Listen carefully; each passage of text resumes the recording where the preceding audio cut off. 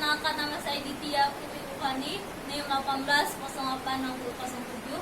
Mata kuliah tenis lapangan hari Senin jam 16.20 sampai 18.00 WIB. Baiklah, di sini saya akan menjelaskan tentang peraturan olahraga tenis lapangan. Selain dari teknik dasar tenis lapangan, yang perlu diperhatikan oleh para pemain tenis adalah peraturan tenis lapangan. Seluruh peraturan yang akan saya jelaskan nanti adalah hasil ketetapan dari PLT atau Persatuan Tenis Seluruh Indonesia dan juga induk organisasi tenis internasional atau International Tennis Federation. Peraturan yang pertama adalah lapangan. Yang pertama, ukuran lapangan tenis adalah 23,7 meter, sedangkan lebar 10,97 meter. Yang kedua, untuk ukuran jarak garis pinggir permainan tunggal yang diukur dari garis pinggir lapangan adalah 1,37 meter, sedangkan untuk jarak garis servis yang diukur dari garis net adalah 6,40 meter. Jarak tiang net juga memiliki ukuran tersendiri, di mana untuk permainan tunggal yang diukur dari tenis pinggir garis pinggir permainan tunggal adalah 0,91 meter, sementara untuk permainan ganda yang diukur dari garis pinggir lapangan adalah sama, yaitu 0,914 meter. Yang keempat, untuk tinggi net juga mempunyai ukuran standar, yaitu 0,914 meter pada tinggi net yang berada tepat di tengah, dan juga 1,07 meter untuk tinggi net bagian ujung yang sama seperti tinggi net tersebut. Yang kelima, ukuran panjang ruang adalah 36,7 meter dan lebar adalah 18,3 meter.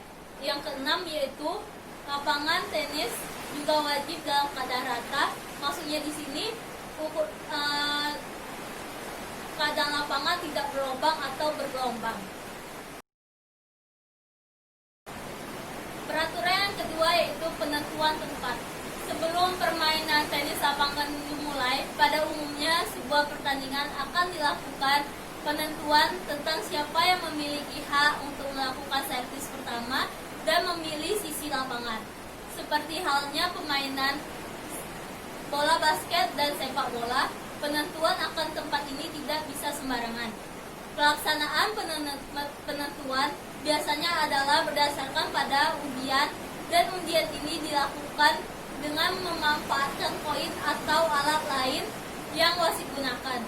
Pada tiap awal pertandingan, pemain akan diminta mengambil posisi yang benar, yaitu sisi kanan lapangan masing-masing. Jadi pemain tidak boleh berada di tempat lain sewaktu penentuan. Peraturan yang ketiga yaitu peralatan dan perlengkapan. Dalam hal peralatan dan perlengkapan, tentu hal ini mencakup tentang kostum tenis dan juga raket serta perlengkapan utama lainnya yang mendukung jalannya permainan tenis lapangan. Ketika berpartisipasi dalam sebuah turnamen tenis lapangan, raket yang digunakan tidak boleh sembarangan karena sudah memiliki ukuran standar yang dianggap sah. Yang pertama, ukuran raket tenis lapangan yang dianggap paling sah adalah bersandar ukuran 29 inci untuk panjang dan 12,5 inci untuk lebarnya. Yang kedua, raket tenis lapangan juga perlu mempunyai area pukul berupa senar yang rata. Yang ketiga, kostum tenis lapangan juga tidak boleh sembarangan. Yang disarankan adalah kostum yang bahan gampang menyerap keringat. Yang keempat, sepatu pun sebaiknya tidak menggunakan sepatu sembarangan, karena paling baik dan nyaman tentu adalah dengan menggunakan sepatu khusus tenis lapangan. Peraturan yang keempat yaitu teknik permainan. Pada olahraga tenis lapangan, penting juga untuk memahami setiap teknik permainan yang menjadi bagian dalam peraturan permainan tenis lapangan. Gerakan tenis tidak boleh dilakukan seenaknya karena ada teknik-teknik tertentu seperti yang pertama forehand, yakni pukulan dengan telapak tangan yang memegang raket menghadap ke depan. Yang kedua yaitu backhand, yakni pukulan dengan punggung tangan yang memegang raket menghadap ke depan. Yang ketiga slide, yakni pukulan backhand dan forehand dengan memiringkan kepala raket sedikit lalu memukul dengan cara diayunkan dari atas ke bawah. Yang keempat ground stroke, yaitu pukulan backhand atau forehand dengan melakukan sesudah bola memantul satu kali pada permukaan lantai lapangan.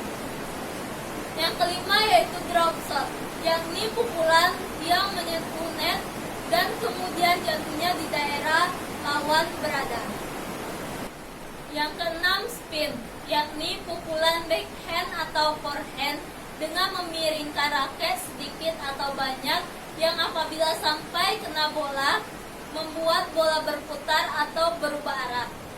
Yang ketujuh lob, yakni pukulan dengan memukul bola tinggi mengarah pada sebelah belakang lawan.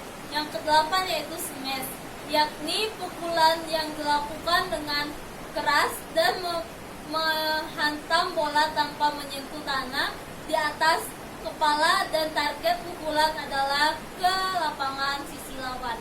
Yang kesembilan yaitu volley, yakni pukulan backhand atau forehand dengan melakukan sebelum bola memantul di lapangan. Yang ke-10 yaitu passing shoot, yakni pukulan yang membuat bola melalui lawan yang sedang berada di daerah dekat net, namun bukan dalam artian bola melintas di atas lawan. Peraturan yang kelima yaitu melakukan servis.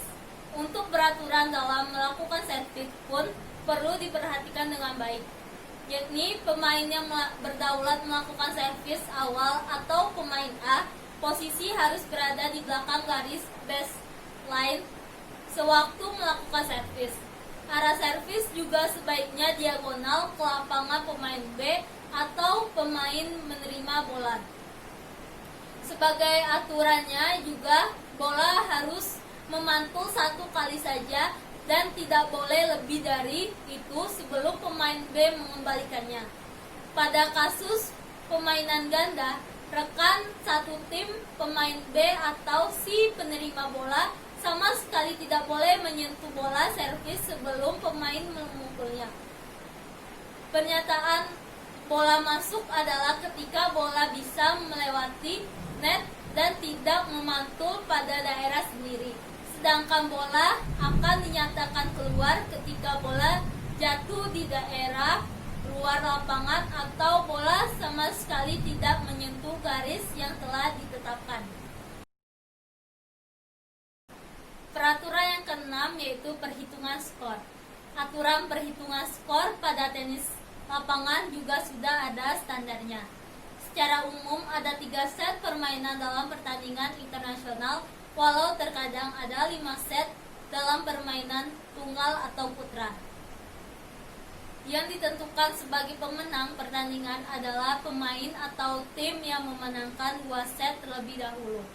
Yang pertama, jika skor sudah sampai 40-40, maka inilah yang disebut dengan istilah draw.